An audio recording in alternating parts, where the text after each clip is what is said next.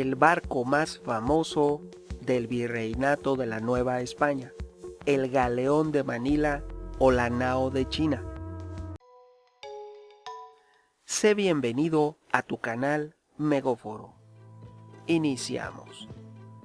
Buenos días amigos, hoy les voy a hablar del Galeón de Manila, también llamado Nao de China.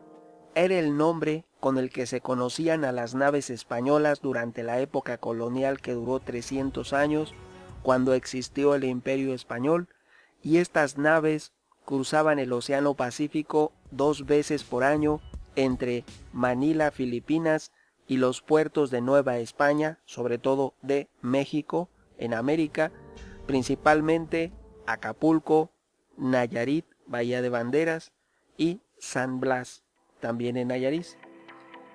Cabo San Lucas en Baja California Sur. Es una famosísima nave muy emblemática. Algunas veces las personas piensan que fue un solo barco, pero no, fueron cientos de barcos a lo largo de, durante la época colonial, casi 300 años. El nombre del galeón variaba según la ciudad de destino. Este servicio de transporte fue inaugurado en el año de 1565 por el marinero y fraile Andrés de Urdaneta. Él fue el que descubrió el llamado tornaviaje, que era una ruta en la que podías viajar utilizando la corriente de Kuroshio. Esto es, de ida viajabas con los vientos y de regreso con la corriente marítima. Y eso hizo posible el comercio regular entre Asia, América y de ahí a la península.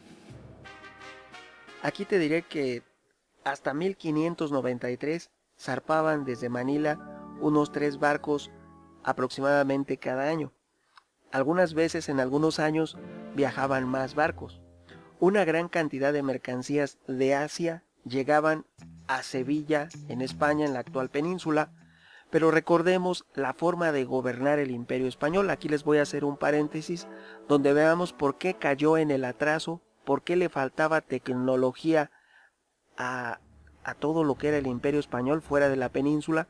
Esto se debía a que esa monarquía impuso por obligación que no podía generarse ni desarrollarse tecnología ni fabricar nada en las colonias. Tenían y querían mantenerlas en el atraso, y así lo hicieron durante los 300 años que las gobernaron. Sobre todo México, que era el principal foco de riqueza del Imperio Español, la Ciudad de México. Esta forma de pensar, esta forma de aplicar la economía fue completamente desastrosa para la península española, para España, para el imperio. De ahí fue que se terminó y concluyó el imperio por las debilidades que observó durante 300 años. Este es un claro ejemplo donde un grupo de comerciantes en la ciudad de Sevilla se sintieron recelosos porque llegaba la Nao de China, el Galeón de Manila. Y ellos acudieron con su monarca, Felipe II, un hombre inepto a todas luces. ¿Por qué era inepto? Bueno, porque estaba en contra del comercio, no veía el futuro de la economía, quería mantener en el atraso completo y absoluto a las colonias. De hecho, se le prohibió a lo que era el virreinato de la Nueva España que fabricaran galeones de Manila. Esto es, en la actual América Latina no se podían fabricar galeones de Manila.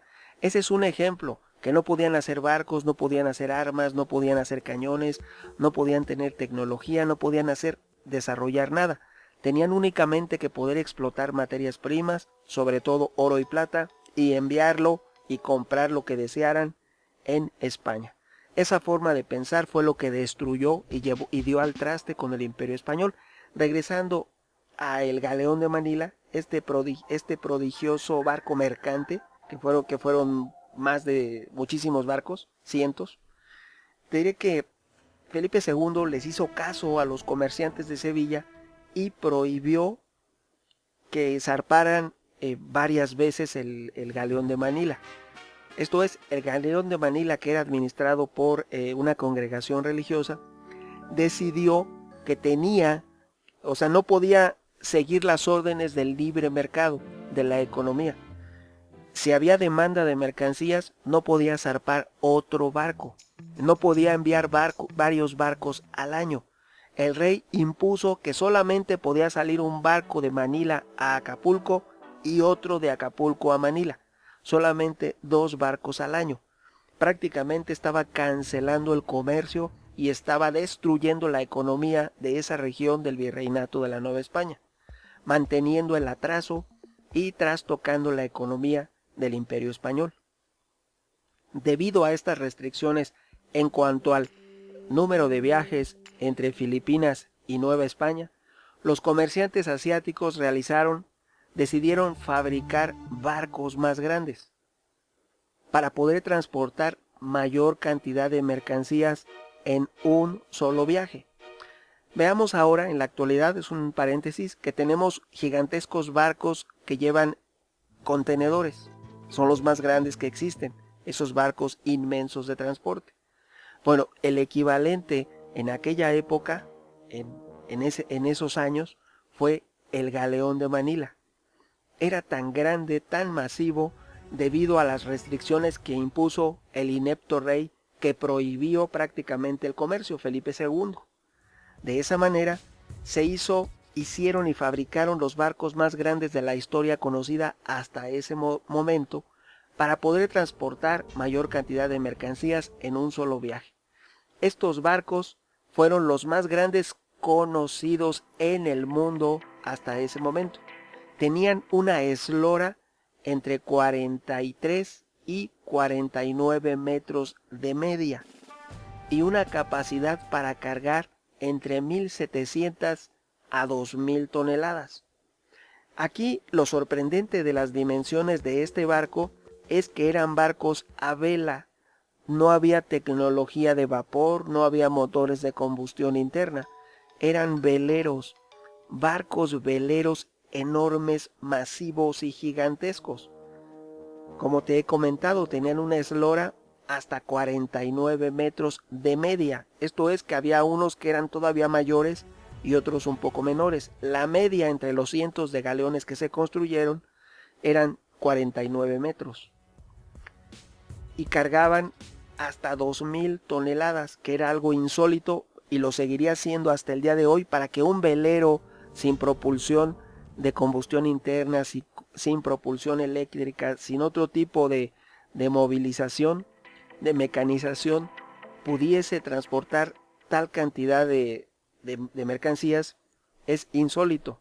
Transportar eso solo con el viento fue un logro, hay que reconocerlo, de la ciencia y de la técnica española en ese momento, en 1565 en adelante, que fueron perfeccionándose. El primero fue el de 1565, que no era así de grande, pero sí tenía un tamaño considerable. Con el tiempo, con el paso de los años, fueron aumentando de tamaño y el último zarpó de la bahía de Acapulco en 1815. Esto es, el comercio de la nao de China, de estos masivos barcos mercantes, perduró desde el año de 1565, en que lo inauguró Andrés de Urdaneta, hasta 1815, en que zarpó el último, cuando la Guerra de Independencia de México interrumpió el servicio. Aquí habría que hacer una observación respecto a la independencia de México, que no preservaron ese punto vital de comercio y de generador de riqueza y de intercambio comercial y cultural con Asia. En 1815 los independentistas debían de haber preservado este comercio que era vital para toda la región de Acapulco, del actual estado de Guerrero, y incluso eso empobreció a Filipinas porque dejaron de percibir cientos de familias su fuente de ingresos y de riqueza. Te diré que los registros existentes sobre el galeón de Manila hablan de 192 barcos en total. Únicamente existieron esa cantidad de galeones de Manila, 192 en total. Aunque hay que reconocer que la mayoría de los barcos se construyeron en el actual Filipinas, debido a que ahí abunda la madera de calidad y también debido a que la población del lugar, los autóctonos de Filipinas, tenían mucha habilidad y experiencia en trabajar con la madera y el metal. Solo también hubo excepciones donde se llegaron a construir barcos en astilleros de Japón y de Siam, lo cual fue prohibido. Como ya sabemos, la manera de pensar de la monarquía en la época del Imperio Español, prohibieron la elaboración y la fabricación de barcos de galeones mercantes en 1679. Nadie los podía fabricar a excepción del archipiélago de las Filipinas. Como cada uno de los diferentes monarcas fue imponiendo restricciones al comercio, al desarrollo, a la industria, a la técnica, a los adelantos, a los avances, y eso mantuvo en el atraso durante 300 años a todo el Imperio Español. Eso lo puso en desventaja frente a la forma de pensar, de colonizar, de exportar su cultura por parte de Inglaterra y otras naciones. Inglaterra fue sumamente exitosa. La prueba está Estados Unidos, que es un descendiente de la forma de pensar de Inglaterra, de la aplicación y del desarrollo que permitió el monarca inglés a sus colonias, contrario a lo que permitió el español. Eso sin hablar de que el protestantismo ve al dinero como algo bueno. Un comerciante, alguien que genera y hace dinero, es bien visto en la comunidad protestante. En cambio, en la comunidad católica se dice, desde que bautizan a un bebé, se dice que más fácil pasará un elefante por el ovillo de una aguja a que un rico llegue al cielo. Por lo tanto, cualquier católico en el mundo cree que es un pecado y que no debe generar riqueza porque es un pecado, y se lo enseñan desde que lo bautizan. Entonces, he ahí las diferencias de la forma de pensar. Mientras se llevaban 1.650.000 toneladas de oro y plata de América durante 300 años a España, España se dedicó a dilapilar el dinero. Y paradójicamente, una cuestión inexplicable es que España no desarrolló una industria y una técnica propia. España compraba mercaderías y productos a Inglaterra y a otras naciones europeas. Se mantuvo en el atraso durante esos 300 años porque se dedicó únicamente a despilfarrar y gastar el dinero que obtenía de sus colonias, sobre todo la actual América Latina. Además, si tú te das una vuelta y viajas por las principales ciudades de México, tenemos una ciudad muy emblemática, que es la ciudad de Puebla. Esto se los digo a manera de paréntesis. En la ciudad de Puebla se le conoce como las de las 1000 iglesias, porque hay iglesias por todos lados. Ahora díganme ustedes si es fácil, si no es muy costoso edificar una iglesia. Pues si te vas por toda la geografía mexicana, a cualquier ciudad que vayas, hay iglesias, templos y edificios de carácter católico en demasía. Por todos lados abundan. Si ahorita que tenemos una población de 125 millones de habitantes, la mayoría están vacías, imagínense cuando la población de toda la Nueva España apenas era 1 millón de personas. ¿Qué íbamos a hacer con tanta iglesia? ¿Por qué había tanta iglesia en el virreinato de la Nueva España? ¿Por qué? ¿Por qué abundaban tanto si no había tantos fieles?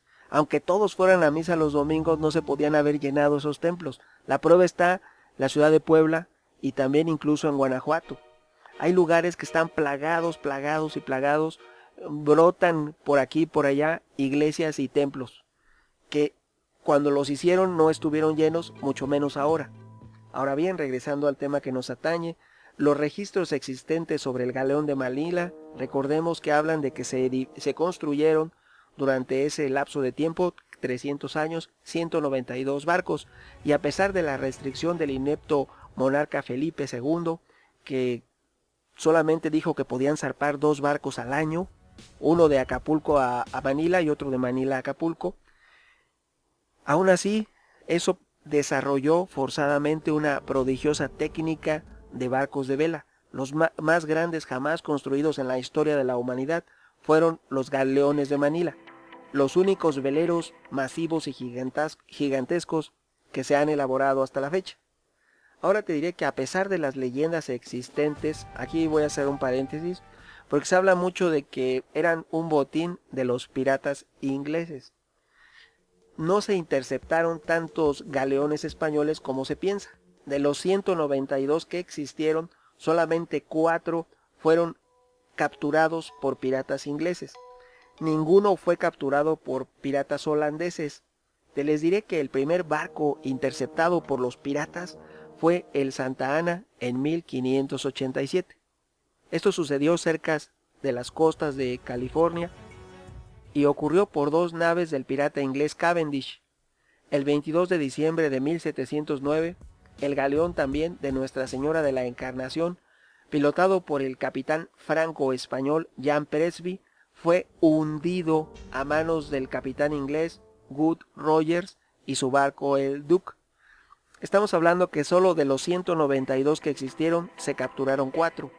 Pero la manera de pensar de los piratas, recordemos que un pirata era cualquier ciudadano de Inglaterra que su rey le daba permiso de ser un bandido en los mares del mundo. Los piratas estaban autorizados por la corona británica y eran una manera y una forma de estimular el desarrollo, lo que es muy negativo y no es digno de admirar. De estos 4 galeones, la manera de pensar del inglés respecto al español nunca fue buena y nunca lo ha sido. Ellos preferían hundir un barco lleno de riquezas, lleno de mercadería que venía de Asia, preferían hundirlo, y en la prueba está lo que ocurrió el 22 de diciembre de 1709, cuando el galeón de Nuestra Señora de la Encarnación fue hundido por el pirata inglés Good Rogers. Ese es un claro ejemplo de lo que ocurría, que es difícil de comprender. Preferían hundir, que se fueran al fondo del mar las riquezas, a cualquier otra cosa. El claro ejemplo fue este. Los otros 2 galeones de Manila que sucumbieron al poder pirata fue les hablaré de que el 15 de abril el 15 de abril déjenme localizar, el año se llamó el Centurión. Muy bien.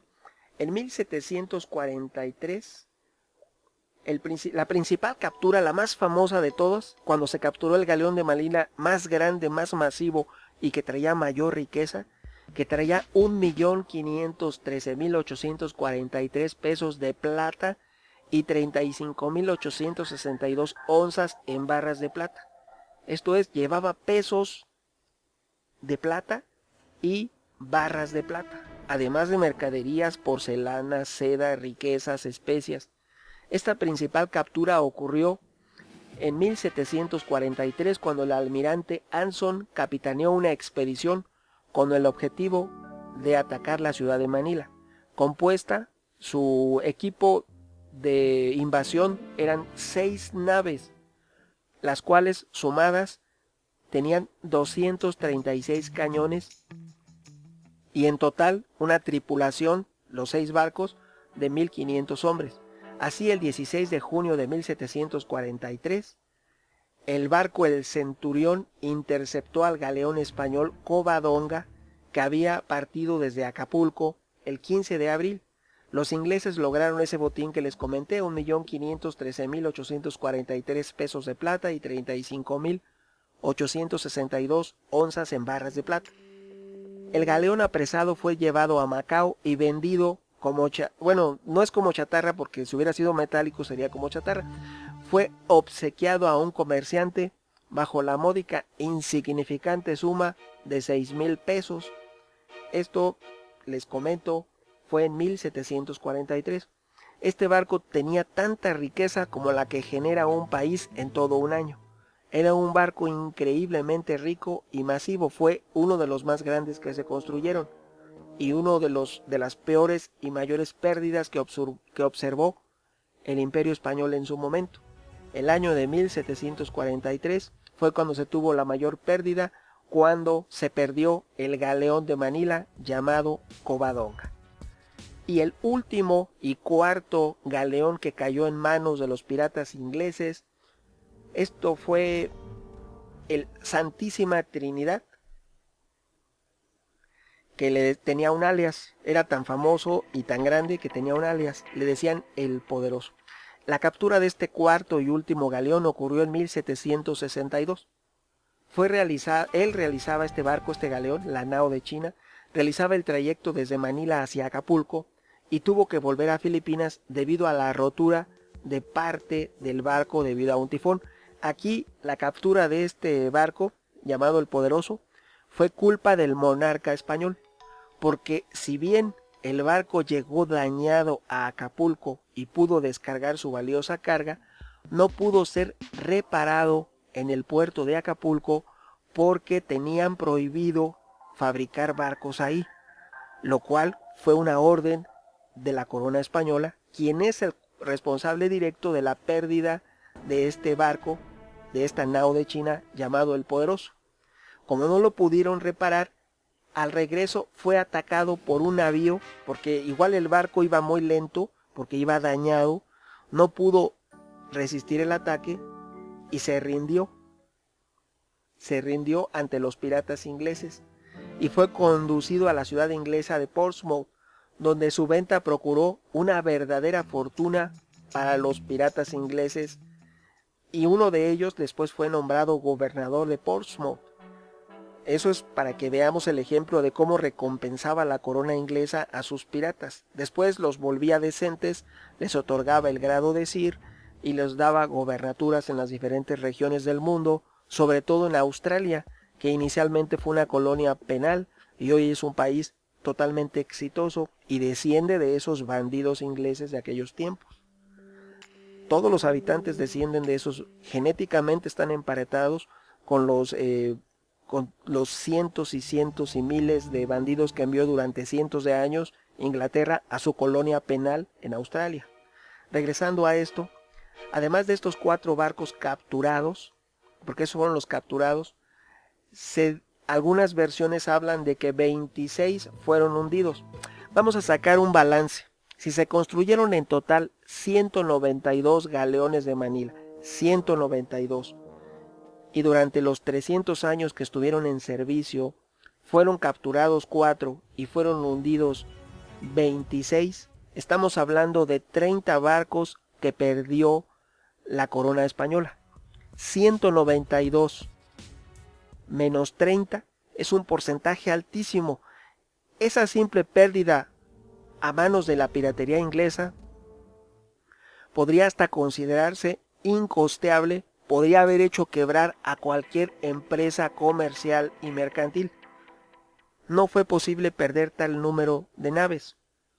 Aquí la pregunta que yo les digo, ¿por qué no cuidaba el comercio? He ahí el ejemplo de la mala administración de la corona española sobre el imperio.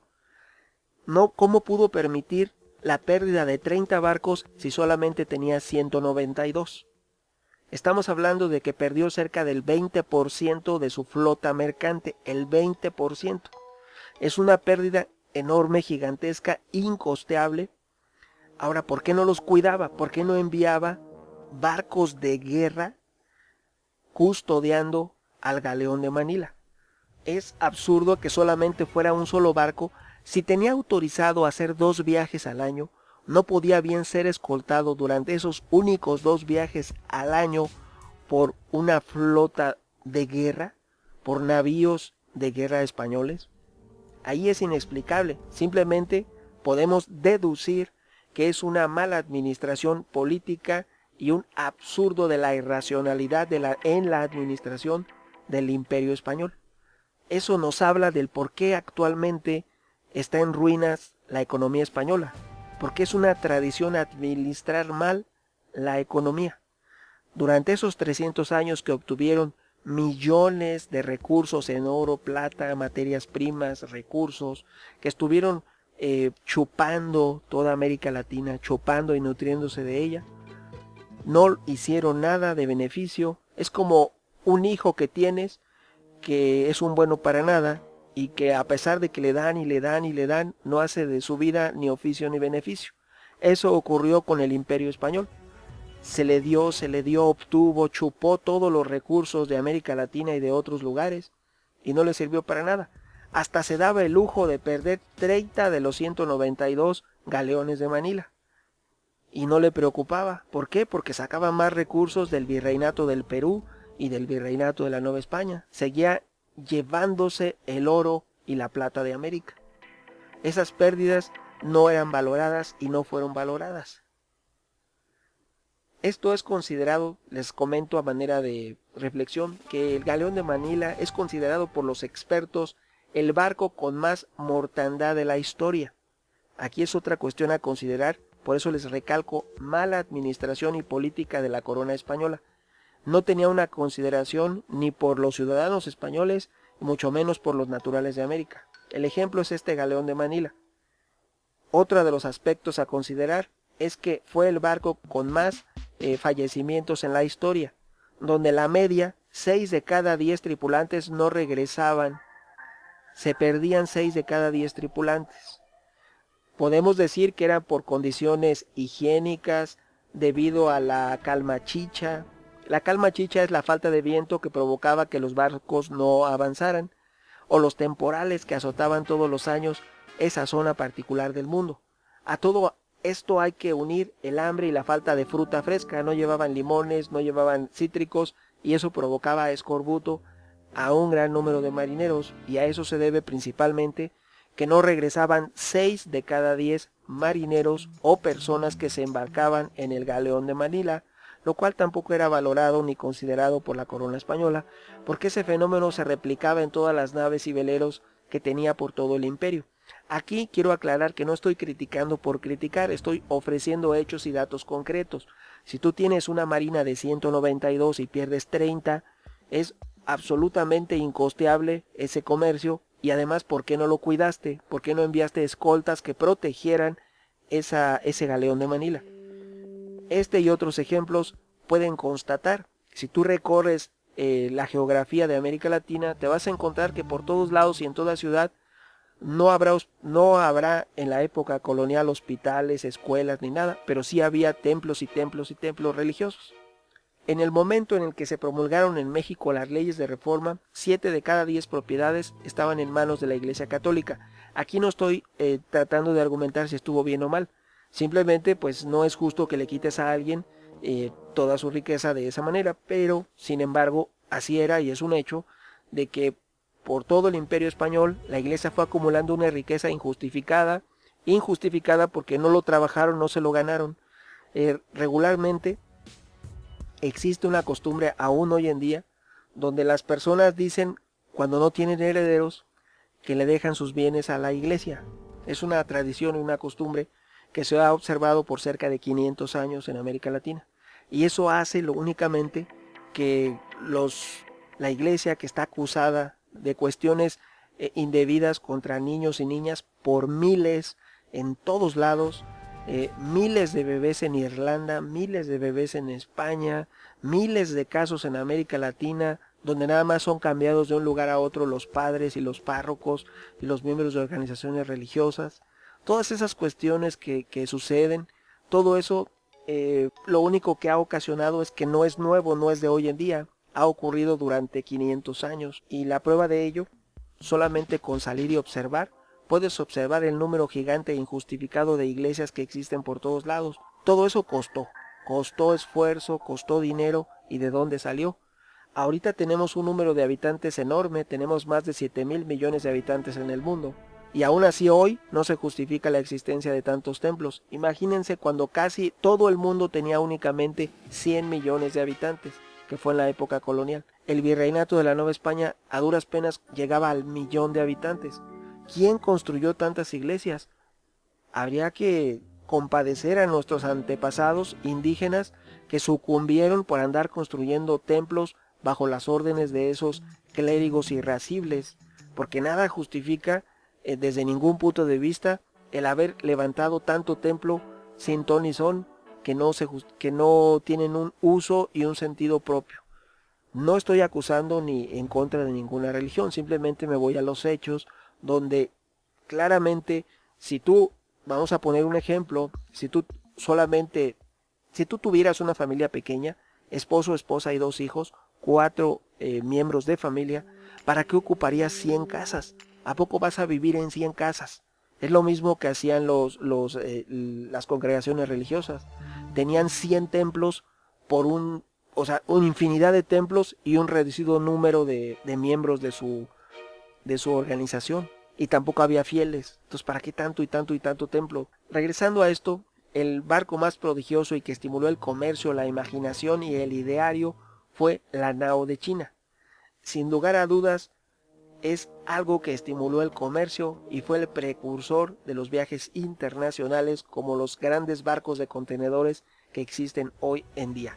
El último barco, el último nao de China, el último galeón español, zarpó de Acapulco en 1815, cuando la Guerra de Independencia interrumpió este servicio. También hay que aclarar que hubo otra ruta comercial española, que fue la de la Flota de las Indias, que surcaban el Océano Atlántico entre Veracruz, Cartagena de Indias, Portobelo, La Habana, Sevilla y Cádiz. Parte de las mercancías orientales del Galeón de Manila, desembarcadas en Acapulco, eran a su vez transportadas por tierra a Veracruz, donde se reembarcaban en las flotas de Indias rumbo a España.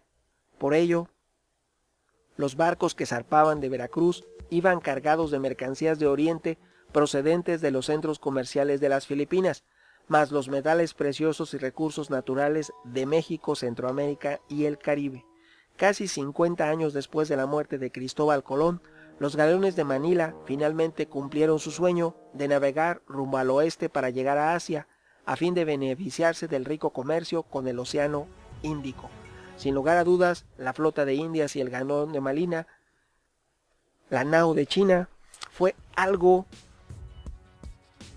digno de admirar por el desarrollo de la técnica y, reitero, fueron los barcos veleros más masivos, grandes y gigantescos que han existido en la historia de la humanidad. Opiniones habrá muchas. ¿Tú qué piensas? Tu amigo Megóforo. Hasta pronto.